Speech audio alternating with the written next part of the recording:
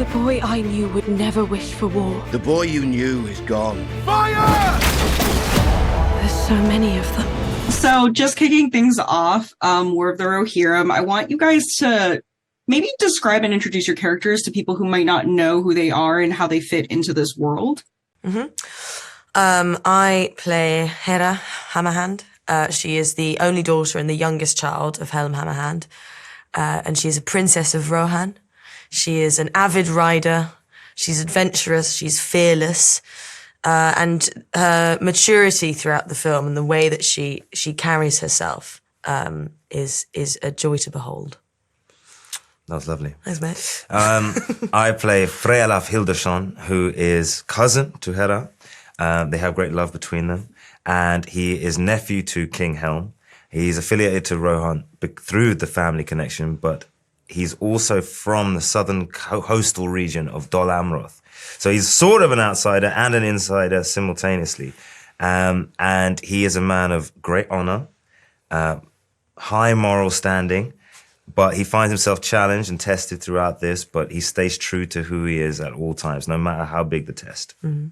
So I'm curious, this was a voice, I think the first voice role for both of you guys to take on. What was the biggest learning curve when it comes to being a part of a project like this? Because it's not, for people who don't know, voice acting, you're not in a room with other people. You're typically in a room alone and you're kind of off of no one. So what was the biggest learning curve for you guys? Well, the first challenge is the thing you just said. Yeah, you're acting to nothing when you first start. Getting to grips with that is a challenge.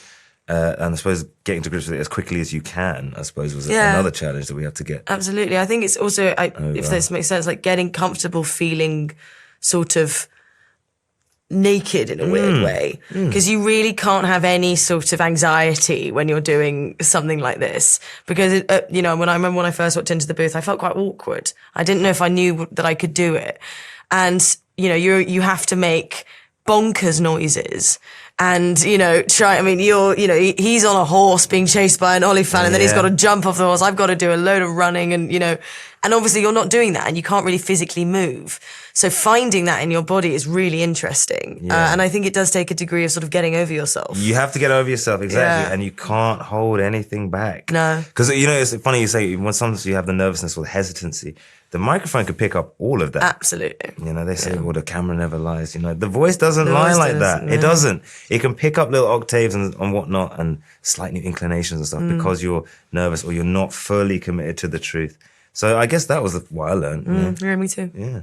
Yeah, I can definitely imagine trying to pretend to run or ride a horse is quite difficult. Right. Fight sequences. 9 o'clock in the morning with not enough caffeine. Yeah, it's quite a thing.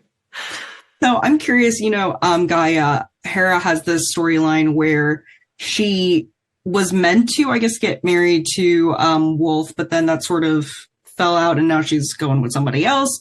I think it's interesting that this movie could have taken a path where there was like a sort of star-crossed lovers energy with them, but there wasn't any of that. And I don't think there was any push to sort of make them romantic. No. Do you think there was ever any feelings that she had for him, or if it was all platonic and she sort of, I don't think she's into the idea of marrying him, but like he seems to be in the idea of marrying her. Yeah, I mean, I think they've always been outsiders. I mean, I think even when they played as children, they had to hide it.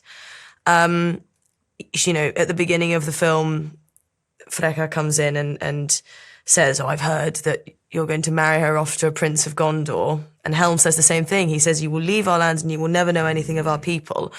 But she is, she is Rohan through and through. I think it's purely platonic with her and Wolf. I think that if there is any love there, or if there was ever any love there, it was one-sided. I think that Freka has filled Wolf with so much hate that I wonder if he would be capable of love in the way that, might be needed. Yeah. Man, well, what could have been? Unfortunately, that's all my time that I have, guys.